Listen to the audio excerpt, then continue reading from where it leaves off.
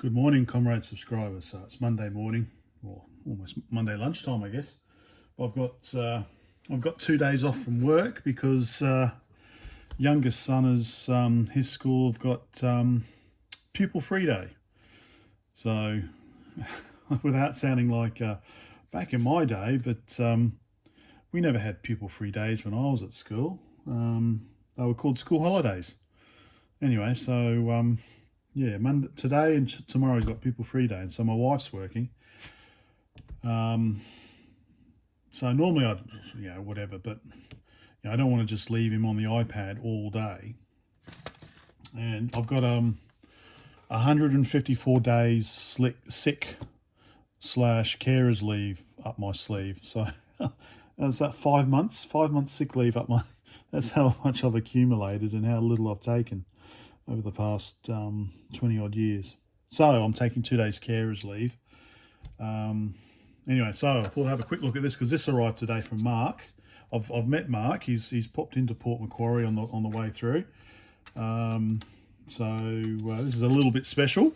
So Mark's been working hard on this TEC-1G. I assume I've seen Mark talking about it a lot, mostly. But obviously he's had some help.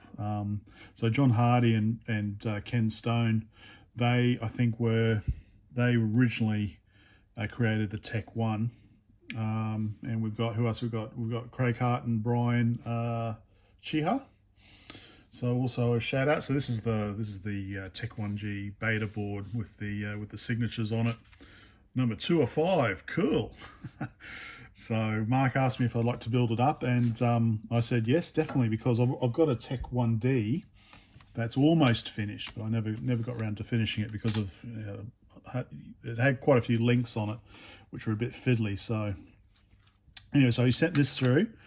So we've got the board, we've got a graphics LCD display, we've got a bus expander, and we've got a QWERTY keyboard.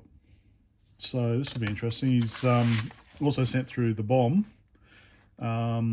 which is in build order as well. So basically put these steps in, test, build these steps, test. So that's quite helpful. I'm not sure what I've got. He's also very nicely sent me through some keyboard stuff. So that'll help. So I'll see how I go. But before I start doing any of that, we've got to look at the history. So let me just grab that stuff. Right, so here we go. This is all my other tech stuff. I never did build one back in the day because, well, I couldn't afford it. But this is all modern recreation. So this is the 8x8 display kind of graphics. So you could use this to play Tech Invaders, for example. And this is the 1D, so this is a reproduction, as it says here, 2018. Quite important because there's a lot of nostalgia for the TEC-1, I think. And if you had, say, a TEC-1B, that's kind of like the holy grail if you had a TEC-1B board, I think. Yeah, so I've almost done, but what tripped me up is having to do all the links. I got lazy and I just realised now that I could just, rather than just trim and then try and get it to the right length, just trim the whole thing, take the whole installation off, just make it a bare wire. Anyway, so yeah, the TEC is the talking electronics computer. And I initially knew about talking electronics from their FM Bugs. So they put out these sort of books, publications. So this is the FM Bugs and an updated one here, FM Bugs to build with, and these were quite good. So $3 back in mid 80s, I guess. That one's 93, that one. But yeah, so I think mid 80s or late 80s. And because these days you just get an Arduino and everything's done in software, isn't it? Yeah, but anyway, so FM Bugs. So we've in this book here, we've got the Ant, we've got the Gnat, we've got the FM Bug, Big Ear, the Cricket, the Beetle for your electric guitar, the Telemite, so you can record your phone, So quite yeah, a lot of fun back in the day. Logic Pulsar, all these kind of kits, which I think a lot of them Colin still has on his website. I think, is it talkingelectronics.com or talkingelectronics.com.au? I'm not sure, because I actually did, he was offering, I'm not sure, anyway, I'll check in the video description, because you can buy, or you could buy at least, a copy of his website on a mini CD. So, you know, all the PDFs, all the projects, all that sort of stuff. So I thought, you know, support the website, all the work he's done over the years. So a lot of railway stuff as well. So this was smart security devices. So how you can build a modular alarm system for your house. Keypad modules and all sorts of stuff. Battery back siren. Yeah, remote keypad. Of course, these days you just hook up some sensors and then write some code for your Arduino, don't you? Anyway, so the Talking Electronics computer. So this is Talking Electronics. This is issue 15. So we can actually see here a TEC. It's probably a TEC-1B with the 8x8 display on the side here. We've got the tape interface. And we've got the DAT board, which was the display. So we've got a 2x16 LCD and a tape interface. So it was really kind of, you know, build it yourself computer. So yeah, like I say, I could never afford it. So I think it was about $100, which I couldn't afford. So yeah, so the DAT board was $50. I think that was probably, yeah, $50 for the kit. What else have we got here? So FM radio, JMON, which was the gym's monitor. EEPROM burner, 8x8 display, $23. Where was the... Let me just have a look to see if I can find the actual thingamajig. I think I've found, yeah, because alphabetical order isn't. So the TEC-1B parts, $104. The board was $28. TEC-1B complete, $132 for the complete, and then $29 for the case, and then 500 milliamp plug pack, $18. So issues 10, 11, 12, 13, 14. Yeah, a simple Z80-based computer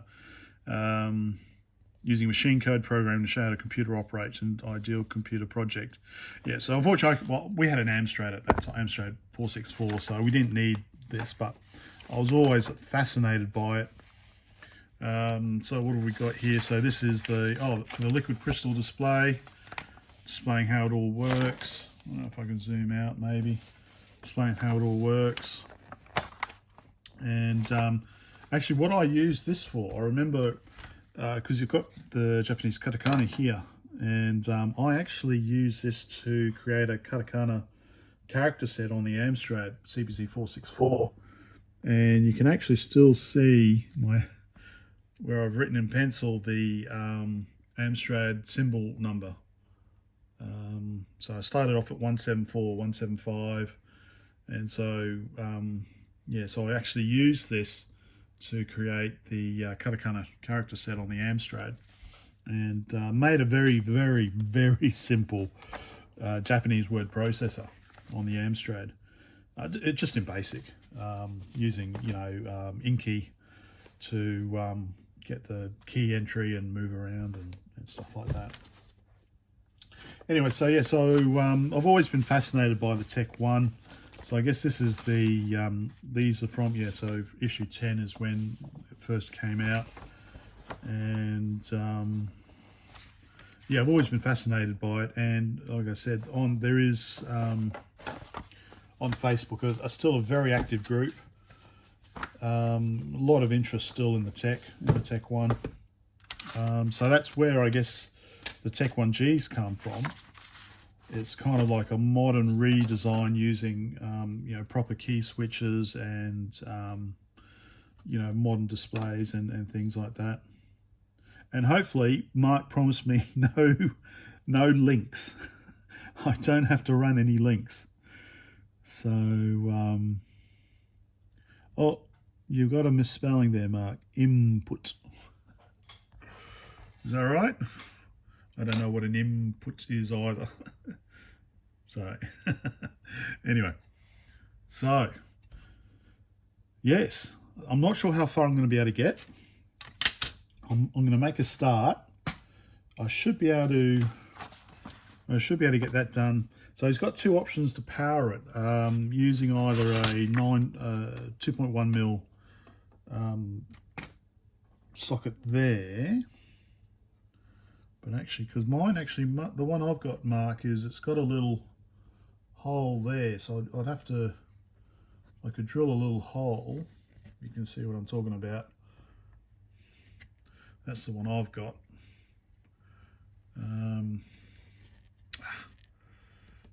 So you drill, but that's not a big deal. You can just drill a little hole there, or you can use USB. So if you're using USB, then you don't need the regulator either. So I think I'll go the USB route, Mark. So I should have the USB socket. Anyway, so I'll get started. I might be running low on fancy sockets, but I do have other sockets. We'll see how far I get. Right, so it turns out I didn't have any of the USB connectors left, so I've gone the regulator route. So yeah, so I could either chop off the little dimple I've got there, positioning dimple, I guess. Dimple goes in, doesn't it? Pimple, because it's popped out. Anyway, so I think I can just probably, if I measure it, I should just be able to just drill a hole, because there's no traces on either side, so it should be pretty safe to I can drill. We'll try if I go this way. Drill a hole about there. Yep, that's not a problem. Let me do that. Okay, so I measured it, so it looks to be about a 2 mil. It's about 2 mil. I measured it with a thingammy, but it's 5 mil from that pin there. It's about 2 mil. I still have a 2 mil. Haven't broken it yet. Don't know what sizes these all are.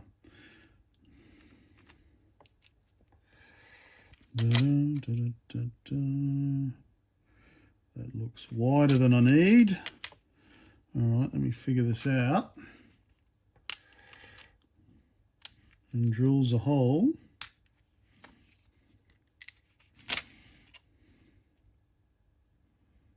That looks about right. Okay, so I need to drill a hole 5 mils from there. So about there, I guess. Or like I said, I could just chop that off, but that's there, I guess, for kind of mechanical, you know, pushing in, pulling out, just a little bit of extra mechanical strength, I guess. Okay, just did a tiny little test, and it looks about right. So I'll drill the hole, but it is just a little bit too small. So I'll go the next size up, and we should be done.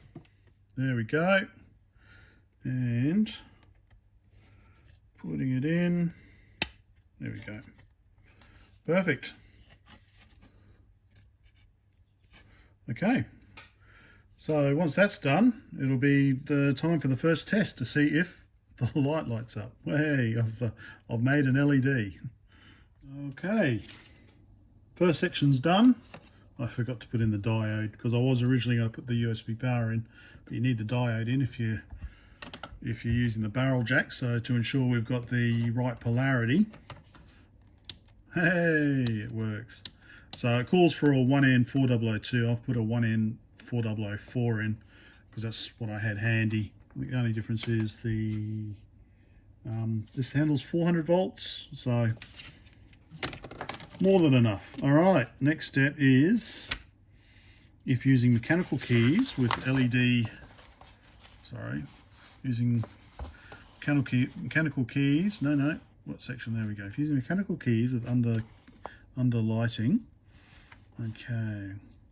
I'm not sure what he sent me. Okay, the only thing is I can do jumpers. I don't have 330 ohm resistor networks, so I won't be able to do those.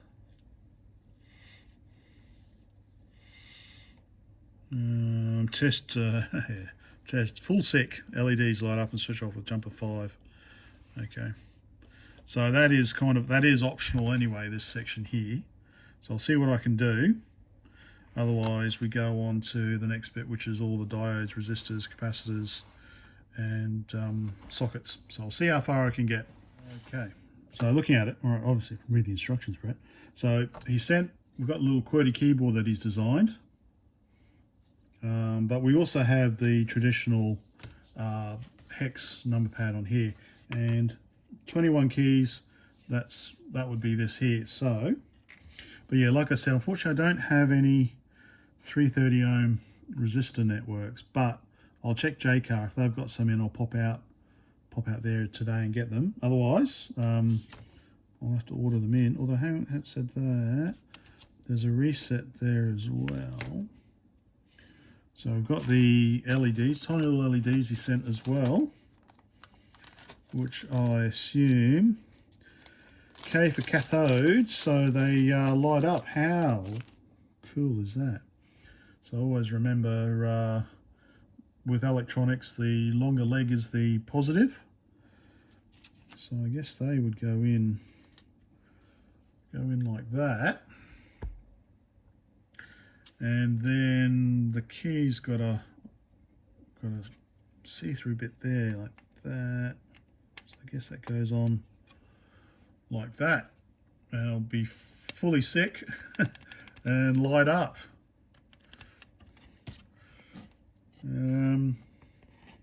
Cool. All right. So I will put those in and then see what I can do about these resistor networks. Right. Okay. So I've done the shift key. I've done also the fully stick LED header and strapped it to on. Now the 330 ohm here, R15, isn't listed in this section. It's just the resistor networks. So, but I thought I can understand the resistor networks for all these, but maybe this one was, I don't know. I'm just going to give it a try. So that's the shift.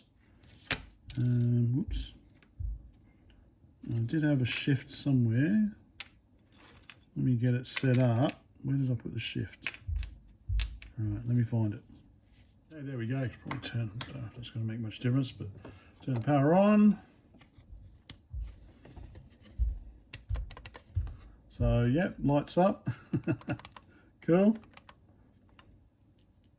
And then you can take the strapping off and not have the LEDs on. So I probably could have put a little switch there. I do have tiny little switches that go in that spot there. So now the only thing so it looks like there's 22 key switches because you've got a reset there. So you got 5x4, so you've got 20 there, 21, 22. But I think I've only got 21 switches. I've got 22. So now the only difficulty is these are obviously white LEDs, and he sent along some coloured ones. So yellow for the plus minus keys, red for the reset, green and blue. Green for go. So I think, I'm not sure how to tell. I've got 6 there. So that one definitely looks like yellow. Oh, 2. Okay, that's my wife's home. So I might just have to give them a quick test. 1, 2, 3, 4, 5. I've got 6 there. Yeah. Anyway, all right. So it looks like I should be able to get the keys apart from, like I said, the resistor networks, which will be needed to do the current limiting on the LEDs. But let's see how far I can get. A sneaky little way to test the LEDs, because obviously I don't want to put them on straight voltage. So I can either just tested on the legs here, on the power. You can see that one's red. When I had it lined up properly. One's red. Or I can just stick it in one of the holes. So I've got the 330. I think that one's there. Anyway, yeah, that's the I think that's the limiting resistor there. So cathode. So yeah, that's one's red. So that's the right spot for that one actually. Red is the reset. So let me just do the other ones. What colour is this one? Okay, that one's white. And we've got this one. That one's blue. Okay, oops, low. That one's blue. Okay, blue goes for the AD key. Is it listed? Oh, AD's up there. All right, I'm not gonna put it in because I haven't got the current limiting in, but it probably won't work. All right, so that's blue. Anyway, so yeah, I'll do all these and then I'll figure out about the resistor networks. Actually, I think what the easiest thing to do is put the LEDs in first because you want to make sure you got them right around the right way. So I've put the coloured ones in, red, green, yellow, and obviously shift, which was white anyway. And then put the resistor networks in, make sure all the lights, all the LEDs light up, and then put the key switches in. Okay, so almost finished. Now this is my first time doing illuminated key switches, so I realised, if you've done these before you probably know this is how you should be doing them, but so when you put the LED in, obviously you want to make sure that it's horizontal and not that way or not that way. So I figured the easiest way to do it is just to stick it in and then just stick the key switch on, and that'll make sure that's exactly what I'm talking about. Goes in the hole. So I just got to get it in that gap there. So this is exactly what I'm talking about. There we go, perfect. So I'll solder the LED in, but I won't do the key switch yet until I know all the LEDs work. And for the resistor networks, I thought I'd go old school Sovietsky, and I've done them that way. So I thought, you know, homemade computer, let's go Sovietsky style resistor networks. So I've done that. So I should actually be able to test them all because I would have had them all done. Anyway, yep, so let's get that finished. Okay, so all right, my first attempt at resistor networks, so a bit dodgy.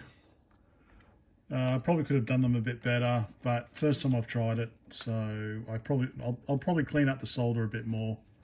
Anyway, but power on, and they all seem to be working. Cool. All around the right way, and of course the shift one is under there. So I can solder the keycaps in now. Not the keycaps, they're the actual key switches. And on to the next part. Right, I've gone for that, I think. That layout. Let's see how we go. So that's step 2 done. So you've got a little bit of illumination so you can see what you're doing when you're hacking away in your darkened bedroom, basement. Right, let me tidy up here a bit. So step 3 is putting in a whole lot of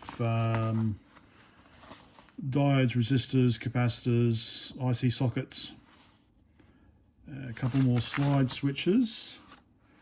Now that's probably as far as I can get because here we need the status blinking lights, which is a little bar little bar thing there, which I don't have, so I'm going to have to order that. A couple more capacitors. Some jumpers. There's a few more things I could do here. I should have some of these BJTs. And then the expandability. So, well, I could probably get most of it done, to be honest, I think. I'll probably end the video here. It's been long enough, I think. I think it adds character. I have to see if what crystals have I got. I don't know if I've got 4 megahertz. Oops. I've got 4 megahertz in that shape. These are 8 megahertz. Gonna run it at 8 megahertz. And what's that one? 1 megahertz. So I've got 1 megahertz rate. I don't have, I'll probably have a 4 in one of these standard sizes, but no, I don't have a, no, unfortunately I do not have 4 megahertz crystal in that package. Where is the dot? So I could run it at 8. Can I run it at 8 megahertz? I could run it at 8, but no, I get a 4. Right. Yep. So I think we'll call it there for the video. I'll continue building it. So yep. So part 2, there should be a lot more done. Maybe hopefully finishing it off. I don't know, but yeah. Yeah. Looking forward to getting this built. Bye for now.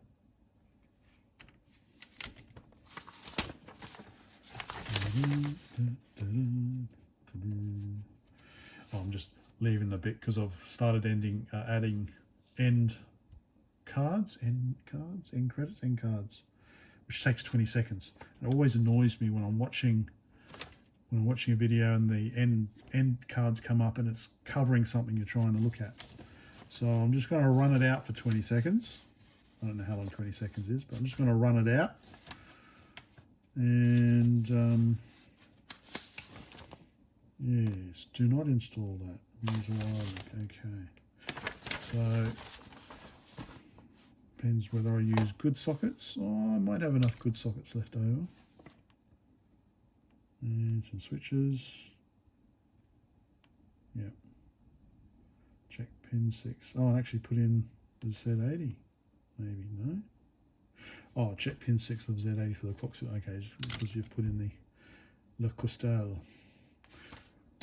Okay, hopefully that's 20 seconds now. Bye for now.